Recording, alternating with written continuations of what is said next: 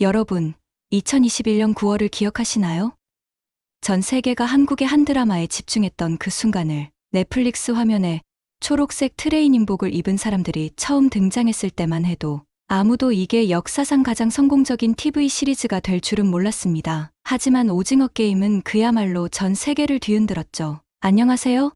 저는 미국 캘리포니아에 위치한 넷플릭스 본사에서 일하고 있는 리사입니다. 직업 덕분에 전 세계의 다양한 콘텐츠를 매일 접할 수 있는 행운을 누리고 있는데요. 그 중에서도 한국 드라마, 특히 오징어 게임은 제게 정말 특별한 경험을 안겨주었습니다. 이 드라마가 공개된 2021년 9월 이후 넷플릭스 본사에서는 이전에 보지 못했던 광경이 펼쳐졌습니다. 세계 각국의 직원들이 오징어 게임에 대해 토론하고 이 작품의 성공 요인을 분석하며 회사 전체가 한국 콘텐츠의 저력을 체감하는 순간이었죠. 공개 첫 달 83개국 넷플릭스 순위 1위, 누적 시청 시간 23억 시간. 이건 역대 최고 기록이었고 아직도 깨지지 않은 기록으로 남아 있습니다. 이런 수치적 성공은 물론 이 드라마는 미국과 남미, 아시아 등 지역을 불문하고 사람들이 문화적으로 공감하고 소통할 수 있는 콘텐츠라는 점에서 특별했습니다. 전 세계 곳곳에서 사람들이 달고나를 만들기 시작했고 초록색 트레이닝복이 할로윈 최고의 코스튬이 되었으며 무궁화 꽃이 피었습니다는 전 세계 어린이들의 놀이가 되었습니다. 저는 공개 직후 LA의 한 쇼핑몰에서 사람들이 초록색 트레이닝복을 입고 다니는 모습을 보며 충격을 받았습니다. 오징어 게임의 상징적인 이미지들이 할로윈 코스튬으로 활용되는 것을 보며 이 드라마가 단순히 한국적인 것을 넘어 세계인의 마음을 사로잡았음을 느꼈습니다. 253억 원의 제작비로 만든 드라마가 1조 200억 원의 수익을 벌어들였다는 사실, 넷플릭스의 시가총액이 24조 원이나 증가했다는 사실. 하지만 숫자보다 더 중요한 건 한국의 이야기, 한국의 게임, 한국의 문화가 세계인의 마음을 사로잡았다는 점입니다. 문화권마다 취향이나 정서가 다른데 어떻게 전 세계 사람들이 하나의 콘텐츠에 이렇게 열광할 수 있었을까요? 오늘은 이 놀라운 현상, 오징어 게임의 모든 것을 파헤쳐보려고 합니다. 시즌 1의 성공부터 시즌 2의 새로운 도전까지 여러분과 함께 이 특별한 여정을 시작해보겠습니다. 456억 원의 상금이 걸린 이 치명적인 게임의 세계로 많은 분들이 오징어 게임의 폭발적인 성공이 어떻게 가능했는지 궁금해하시는데요. 사실 이 작품 뒤에는 한 감독의 13년이라는 긴 여정이 있었습니다. 황동혁 감독은 2008년부터 이 작품을 기획했습니다. 당시에는 너무 이상하고 폭력적이라는 평가를 받았죠. 제작을 거절당하는 과정에서 스트레스로 이가 6개나 빠졌다고 해요. 황동혁 감독은 한 인터뷰에서 이런 게임이 있다면 참가하고 싶다는 마음으로 썼습니다. 너무 힘들게 살았어요. 라고 말하기도 했습니다. 그렇습니다. 오징어 게임은 단순한 서바이벌 게임이 아니었어요. 우리 사회의 극단적인 경쟁 구도와 빈부격차를 은유적으로 담아낸 작품이었죠. 주인공 성기훈은 도박 중독자이자 빚더미에 앉은 채 어머니와 딸과 힘겹게 살아가는 인물입니다. 전 아내는 새 가정을 꾸렸고 그의 딸은 곧 미국으로 떠나려 합니다. 막막한 현실 속에서 그는 수수께끼 같은 한 남자를 만나게 됩니다. 딱지치기 한 판 하시겠습니까?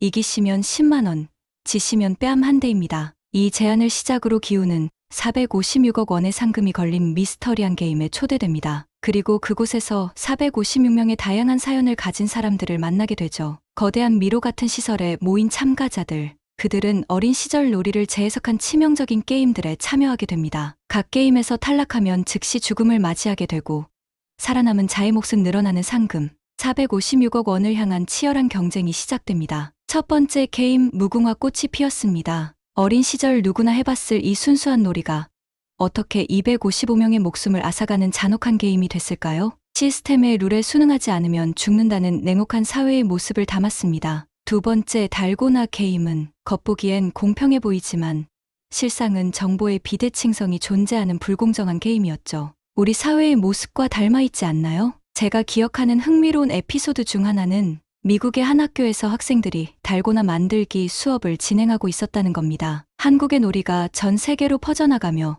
단순히 문화를 넘어 교육적인 콘텐츠로도 활용된 사례는 놀라웠습니다. 그러나 게임이 진행될수록 충격적인 진실들이 드러나기 시작합니다. 주인공 성기훈을 통해 우리는 무엇을 보게 될까요? 게임에서 이기기 위해 다른 사람을 죽이는 것을 거부했죠. 특히 마지막에 밝혀진 일남의 정체는 많은 시청자들에게 큰 충격을 안겨줬죠. 이 게임의 설계자이자 최후의 보스였던 그는 왜 직접 게임에 참여했을까요? 그는 단순한 참가자가 아닌 이 게임의 창시자였던 것입니다. 부와 권력을 가진 자들의 오락거리로 만들어진 이 잔인한 게임의 배후, 그들의 비뚤어진 오만함을 보여주는 캐릭터였습니다. 특히 VIP들의 존재는 의미심장합니다. 마스크를 쓴 채 사람들의 죽음을 구경거리로 즐기는 이들.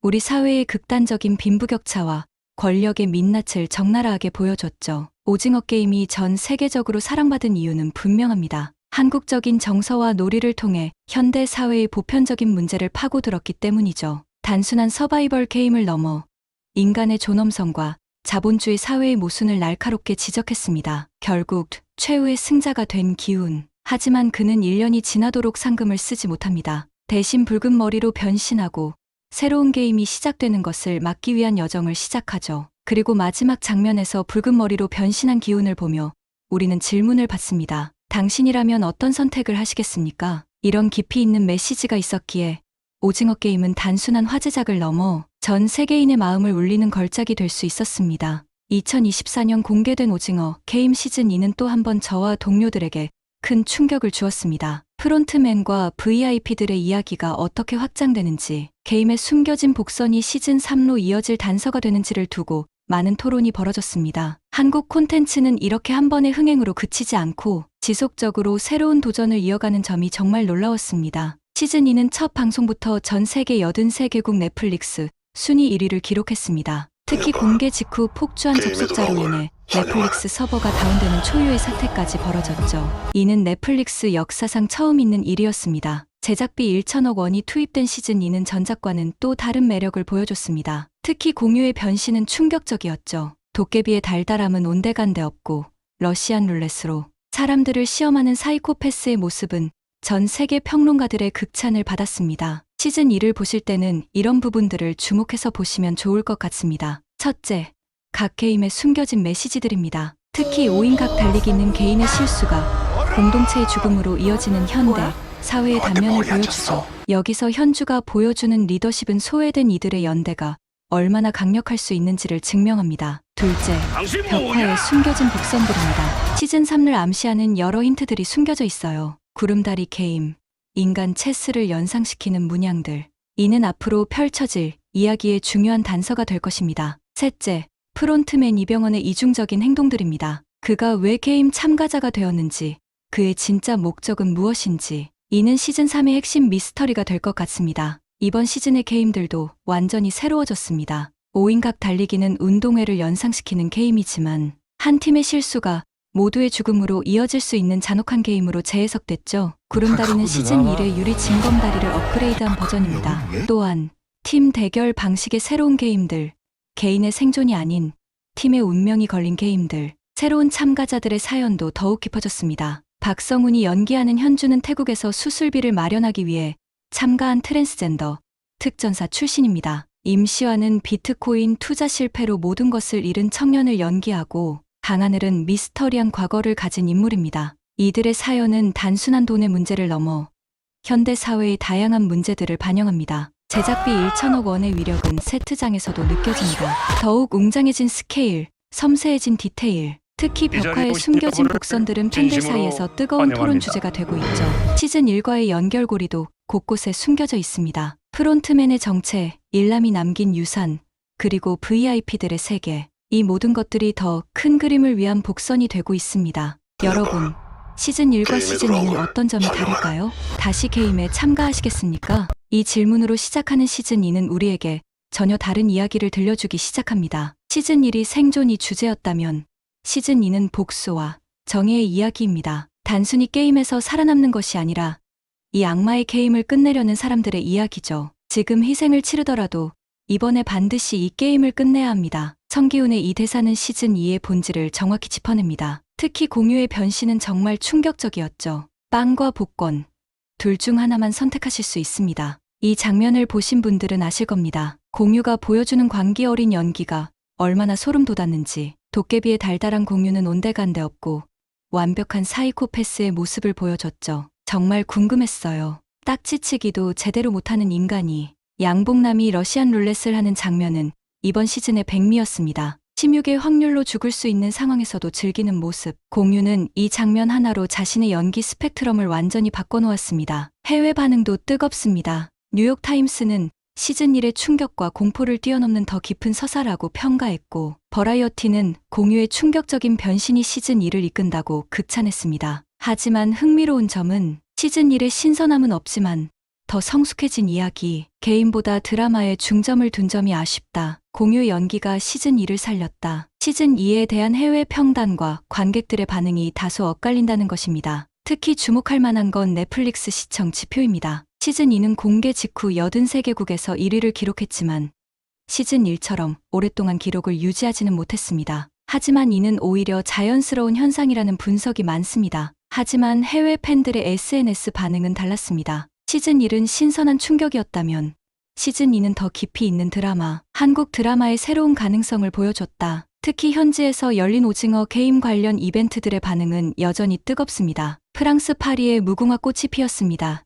이벤트는 티켓이 오픈 1분 만에 매진되었고, 영국 런던의 오징어 게임 테마 파티는 3개월 연장 공연을 결정했습니다. 전 세계 예능 프로그램들의 오징어 게임 패러디도 계속되고 있고, 할로윈 시즌에는 여전히 초록색 트레이닝복이 인기 아이템입니다. 이처럼 오징어 게임은 여전히 글로벌 현상으로 자리 잡고 있으며 K 콘텐츠의 저력을 다시 한번 입증하고 있습니다. 시즌 2는 다양성도 눈에 띕니다. 트랜스젠더 캐릭터의 등장, 다양한 국적의 참가자들. 이는 단순한 설정이 아닌 현대 사회의 복잡한 단면을 보여주는 장치로 작용합니다. 오징어 게임은 이제 단순한 드라마가 아닙니다. 전 세계에서 달고나 챌린지가 일어나고, 초록색 트레이닝복이 패션 아이템이 되고, 무궁화 꽃이 피었습니다가 세계의 놀이가 되었습니다. 이제 오징어 게임은 하나의 문화 현상이 된 거죠. 한 팬의 말처럼 여기가 바로 세계 콘텐츠의 중심이에요. 한국은 콘텐츠뿐 아니라 이런 이벤트의 완성도도 최고예요. 시즌 2는 단순한 후속작이 아닙니다. 이제 오징어 게임은 한국 문화의 새로운 이정표가 되었고, 전 세계가 주목하는 프랜차이즈로 자리 잡았습니다. 여러분은 오징어 게임이 정말 끝났다고 생각하시나요? 저는 시즌 2를 보면서 계속 이런 생각이 들었습니다. 이게 정말 끝이 아니라는 것, 더 거대한 이야기의 시작이라는 것을요. 시즌 2는 우리에게 수많은 미스터리를 남겼습니다. 프론트맨으로 알려진 이병헌의 캐릭터가 왜 갑자기 게임 참가자가 되었는지, 그의 진짜 의도는 무엇이었는지, 겉으로는 게임의 공정성을 강조하면서도 묘하게 이중적인 행동을 보여주었죠. 마치 더 큰 그림을 그리고 있는 것 같았습니다. 특히 흥미로웠던 건 황준호 형사의 이야기입니다. 그가 발견했던 VIP들의 정체와 게임의 역사를 담은 파일들. 아직 우리는 진실의 절반도 보지 못했다는 생각이 듭니다. 형, 왜 그랬어요? 라는 그의 마지막 질문은 여전히 공중에 맴돌고 있죠. 이진욱이 연기한 경석의 운명도 큰 미스터리입니다. 시즌 2에서 그의 죽음이 암시되었지만 실제로 시신은 발견되지 않았어요. 저는 개인적으로 그가 노을의 도움으로 살아남았을 거라 생각합니다. 왜냐고요? 노을이라는 캐릭터가 보여준 행동 패턴을 보면 그가 단순한 진행 요원이 아니라는 것을 암시하는 장면들이 여러 번 있었거든요. 2025년 시즌 3가 공개된다고 합니다. 벽화에 그려진 문양들은 새로운 게임들을 암시하고 있어요. 구름다리 게임, 인간 체스를 연상시키는 문양들, 그리고 가장 흥미로운 건 기차와 관련된 암시들입니다. 시즌 1이 생존이 주제였다면 시즌 2는 복수였죠. 그렇다면 시즌 3의 주제는 무엇일까요? 기운의 대사처럼 지금 희생을 치르더라도 이번에 반드시 이 게임을 끝내야 한다는 것일까요? 시즌 3가 공개되면 또 어떤 새로운 역사가 쓰일까요? 이미 시즌 3의 제작비는 시즌 2의 2배인 2천억 원으로 책정되었다고 합니다. 이제 K 콘텐츠의 위상은 완전히 달라졌습니다. 넷플릭스는 2024년 한국 콘텐츠 제작에 1조 원 이상을 투자하기로 했고, 디즈니와 아마존 프라임도 한국 콘텐츠 제작을 위한 전담 조직을 꾸렸습니다. 실제로 파리에서는 456명이 참가하는 무궁화 꽃이 피었습니다. 이벤트가 열렸고, 런던에서는 오징어 게임 테마의 음악 페스티벌이 성황리에 개최되었습니다. DDP에서 열린 시즌 2 월드 프리미어에는 전 세계 미디어가 집중했죠. CNN은 한국이 이제 세계 문화 콘텐츠의 새로운 기준을 제시하고 있다고 평가했고, BBC는 할리우드의 시대가 저물고 K 콘텐츠의 시대가 도래했다고 보도했습니다. 특히 한국 배우들의 위상도 완전히 달라졌습니다. 공유의 연기는 할리우드의 러브콜을 받고 있고, 이정재는 이미 할리우드 블록버스터의 주연으로 발탁되었죠. 박성훈의 트랜스젠더 연기는 뉴욕타임스가 올해의 연기로 선정하기도 했습니다. 더 놀라운 건 오징어 게임이 이제는 한국 콘텐츠의 새로운 기준이 되었다는 거예요. 오징어 게임은 이제 단순한 드라마가 아닙니다. 전 세계가 주목하는 문화 현상이자 K 콘텐츠의 새로운 이정표가 되었습니다. 달고나 챌린지가 전 세계적 유행이 되고 초록색 트레이닝복이 패션 아이템이 되는 등 한국 문화의 영향력은 이제 상상을 초월하고 있습니다. 오징어 게임은 이제 전 세계 콘텐츠 시장의 판도를 바꾸고 있습니다. 2025년 다시 한번 전 세계의 시계가 한국 시간에 맞춰질 순간이 오겠죠. 앞으로 펼쳐질 이야기가 더욱 기대되는 이유입니다. 전 세계 시청자들과 함께 호흡하며 우리는 또 한 번의 역사적인 순간을 맞이하게 될 것입니다. 마지막으로 황동혁 감독의 말을 인용하며 이 리뷰를 마치고자 합니다. 한국적인 것이 가장 세계적인 것임을 증명했습니다. 이제 우리는 새로운 이야기로 세계와 만날 준비가 되어 있습니다. 저는 오징어 게임이 한국 콘텐츠가 가진 잠재력의 시작일 뿐이라고 생각합니다. 이 작품은 단순히 전 세계적으로 사랑받은 드라마가 아니라 콘텐츠 산업의 새로운 지평을 열었습니다. 넷플릭스 본사에서 일하는 한 사람으로서 그리고 콘텐츠를 사랑하는 시청자로서 저는 한국 콘텐츠가 앞으로도 계속 세계를 놀라게 할 것이라 믿습니다. 오징어 게임이 열어준 이 문은 닫히지 않을 것입니다. 그리고 솔직히 말씀드리자면 오징어 게임을 비롯한 다양한 한국 콘텐츠를 접하면서 한국이라는 나라 자체에 대한 호기심과 매력이 크게 느껴졌습니다. 저는 이제 단순히 스크린 속 한국을 보는 것이 아니라 그곳을 직접 경험하고 싶다는 강렬한 바람을 갖게 되었습니다. 한국은 그저 한류 콘텐츠의 본고장이 아니라 살아 숨쉬는 다채로운 문화와 역사가 깃든 곳입니다. 드라마와 영화 속에서 봤던 전통적인 한옥마을과 화려한 도시 스카이라인, 그리고 음식 프로그램에서 봤던 김치, 비빔밥, 고기구이 등 맛깔나는 요리들은 저를 언제나 설레게 합니다. 또한 한국의 현대성과 전통이 공존하는 방식은 굉장히 매력적입니다. 서울처럼 첨단 기술과 화려한 문화가 공존하는 도시부터 전주나 경주처럼 전통이 살아 숨쉬는 곳까지 한 나라 안에서도 전혀 다른 분위기를 경험할 수 있다는 이야기를 들었습니다. 이런 독특한 조화는 제가 꼭 한국에 가보고 싶은 이유 중 하나입니다. 무엇보다 한국 사람들의 따뜻한 정과 환대, 문화는 제가 더 끌리는 이유입니다. 콘텐츠를 통해 느낀 한국인의 끈끈한 유대감과 가족 중심적인 사고방식은 제게 큰 감명을 주었습니다. 이런 정서를 직접 경험하며 한국 사람들과 교류할 수 있다면 그것만으로도 큰 영감을 받을 것 같습니다. 게다가 한국은 콘텐츠 산업 외에도 K-팝, 패션, 뷰티 등 다양한 분야에서 세계적인 영향력을 발휘하고 있습니다. 제가 좋아하는 아티스트의 무대를 직접 보고 K-팝 팬들의 열정적인 응원 문화를 현장에서 경험하는 것도 제 버킷리스트 중 하나입니다. 한국에서만 느낄 수 있는 이 에너지는 그곳에 가야만 온전히 이해할 수 있을 것 같습니다. 저는 언젠가 한국을 방문해 콘텐츠로 접했던 모든 것을 실제로 경험해보고 싶습니다. 달고나를 만드는 가게를 직접 찾아가고 드라마 속에서 본 초록색 트레이닝복을 입어보며 추억을 재현해볼 수도 있을 겁니다. 밤하늘 아래서 화려한 서울의 야경을 즐기고 경복궁의 고요한 풍경 속에서 시간을 보내며 그곳의 역사를 느껴보고 싶습니다. 또한 한국의 작은 골목길에서 따뜻한 국밥 한 그릇을 먹으며 현지인의 일상 속으로 잠시 스며들어 보고 싶습니다. 그곳에서 만날 따뜻한 사람들과의 소소한 대화, 그리고 각자의 이야기를 나누며 느낄 공감은 제가 그리는 한국 여행의 가장 큰 하이라이트가 될 것 같습니다. 한국은 단순히 콘텐츠 강국이라는 이미지를 넘어 전통과 현대가 조화롭게 공존하며 사람들에게 깊은 울림을 주는 특별한 나라입니다. 저는 한국 콘텐츠를 통해 이 나라가 얼마나 놀랍고 풍부한 가능성을 가진 곳인지 깨닫게 되었습니다. 그렇기에 한국 방문은 제 버킷리스트에서 가장 높은 순위를 차지하고 있습니다. 언젠가 그곳을 직접 방문하여 오징어 게임이 제게 열어준 한국의 매력을 온전히 느껴보고 싶습니다. 그날이 오면 제가 이 콘텐츠를 보고 느꼈던 감동과 감사함을 그 나라의 문화 속에서 다시 경험할 수 있기를 기대합니다. 지금까지 넷플릭스 본사에서 일하는 리사의 이야기였습니다. 이상 감동튜브의 지수였습니다. 구독과 좋아요, 알림 설정도 잊지 마시고요. 다음 영상에서 또 만나 뵙겠습니다. 감사합니다.